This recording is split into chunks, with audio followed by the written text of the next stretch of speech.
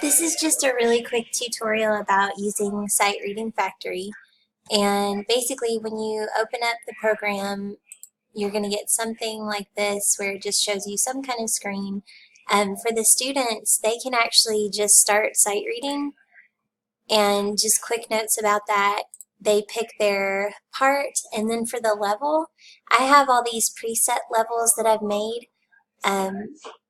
But you don't have to do that. Basically, if you want to just use what's already there, the SightReading Factory levels 3, 4, and 5 are probably the most appropriate for high schoolers. Level 3 is going to be something like an example 1 for 9th and 10th. And just to show you what that looks like, once students go into this, if they do free play, then they can just start practicing just like I guess they would practice in class. If you want it to be more like the audition though, then you want to do challenge. And challenge, it's going to give them a 30-second timer. If you want to customize it for reading choir students, you can just change it to 45 seconds. But for now, I'll just leave it at 30. And I always leave the cursor on because it helps them follow along with the music a little bit better. If you turn the sound on, it's going to actually play what they should be singing. So I always leave that off. Disappearing measures, I leave that off. Auto advance, I like to turn this on because as soon as they're done with one example, it'll advance to another. The metronome, I also like to leave that on as well. So I leave these 3 on: cursor, metronome, auto advance, and then start. The tuning fork, if you play that, it'll play their tonic note. But I like to go over to settings and have it play the tonic triad, the broken chord, so that they can actually hear their tonality instead of just the opening pitch. So I change that setting to tonic triad. Another really important setting is to have it subdivide the metronome beat, since they're always subdividing when they sight read anyway. You can change the number of measures from 8 to 4 if you want. But these are just some of the things that you can do, and then it'll go ahead and have them read the example. So you can see that the cursor is moving right now while they're supposed to be singing, and it switches to each note as they're supposed to sing it, which is a great form of accountability as they're performing.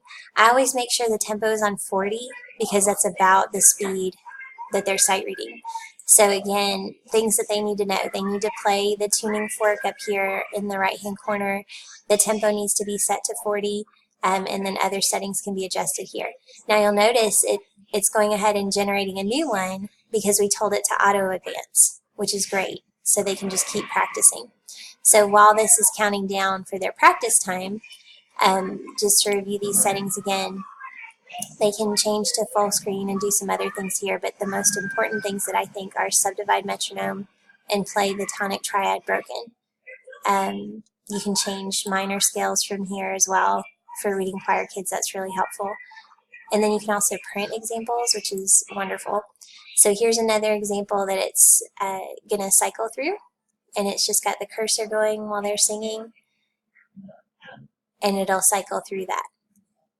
So once they're done with this example, it's going to give them the option, or actually it's just going to auto advance to the next one for them. So I don't know if the computer audio is playing right now. If it's not, the metronome is actually going right now, which is very helpful.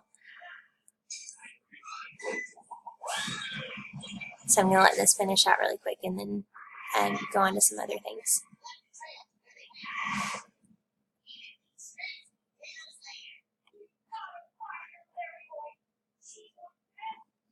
Now if I wanted to, if it's too long, I could just change it to 4. Then it's going to tell me I have to load a new exercise to make those changes take effect. So if students are practicing, they've got the 30 seconds, but if they don't need it, if they're ready, they can just hit ready, and then it'll go ahead and play through for them.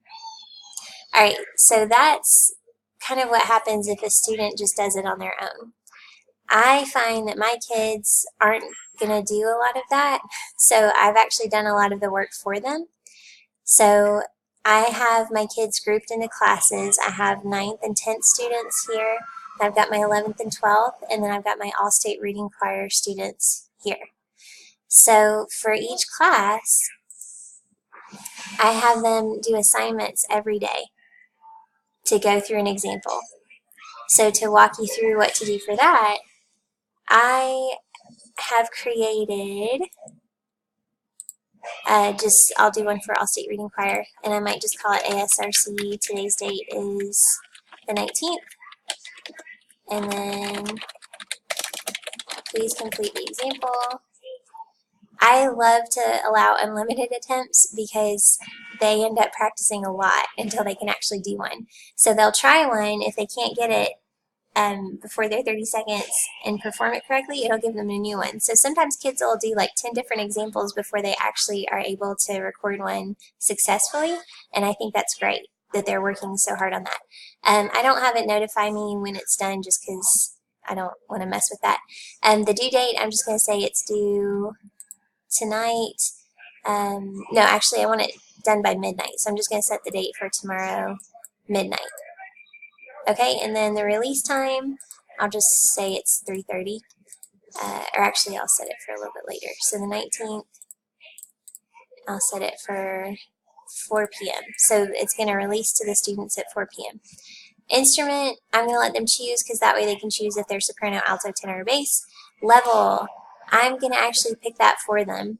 So I'm going to use a SightReading Factory level. Level 6 is the hardest for solo voices. So again, 3 would be kind of the equivalent of a 9th and 10th example 1. 4 would be maybe like a minor example 2 or an example 3.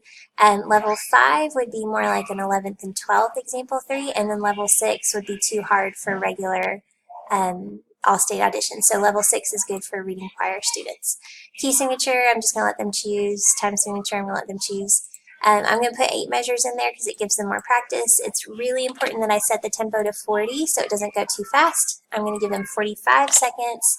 Actually, for reading choir, I'd change it and go even a little slower. I'm going to say 35. Metronome, I'm going to have it subdivide the metronome beat here. I'm going to leave disappearing measures off because I don't want them to disappear. I do want the cursor, and that's pretty much it. Note annotations, we don't need any of that. Minor scale type, I'm going to change it to melodic. And in fact, for key signature, I'm just going to go up here and tell it to do minor so that they can practice with melodic minor. All right, so I'm going to save that. And then when students complete these, I can actually grade them each night or whenever I can get around to it. So just to show you what that looks like, if I go to assignments up top here, I hit grade all. And here's one of my kids that completed an example. I can hit play, and it plays the recording of him singing it. And I'm not sure why it's got soprano, alto, and tenor bass, but it's helpful that I can view the music and hear him singing it. For grade, I always do similar to what you would get in an all-state audition, 10 out of 10. If they missed a half measure, I go 9 out of 10. If they miss something, I always leave feedback and then save so they can see what they missed. Okay, so it takes a minute to set up the assignments, but it's actually really helpful because once you set it up, you can actually just copy it and not have to set it up again.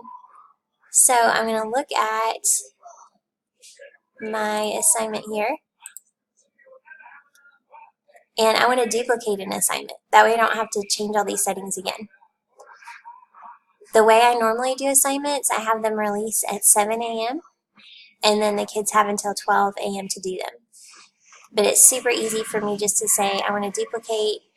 I'll duplicate the one that I set for today. And let's see. So duplicate assignment, I'm going to duplicate the one from today, so I just have to find that one.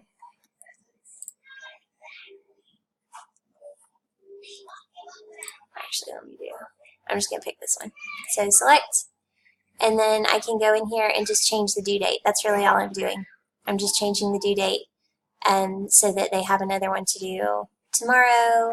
Actually, I don't give them out on Sunday, but Monday, Tuesday, Wednesday, Thursday, Friday, Saturday, I give them assignments. Okay, so that's how to do the assignments. I find that they're more likely to use it if they have a daily assignment to do. And what I usually do on Sunday afternoon is I just set up all the assignments for the week. It takes maybe 10 to 15 minutes to set all that up. And then it just runs by itself for the whole week, and I don't have to mess with it other than going in and grading the assignments. And that even doesn't take very long either, because each one lasts only about a minute or so. Okay, now to have the kids join, you can go to student codes, and if you hit view, it says share this URL with students. So you would just share the one that you have. You could either write it on the board or email or text it to them and have them register that way.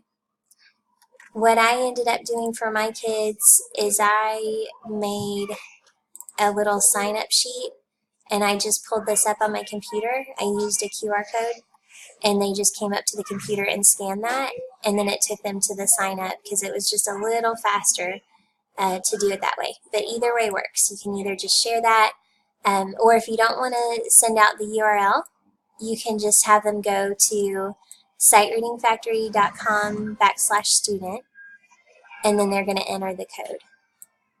They just have to make sure they do the HTTPS, the secure website, SightReadingFactory.com/student, and then enter their password. And you should have the same password for all 10 of your students.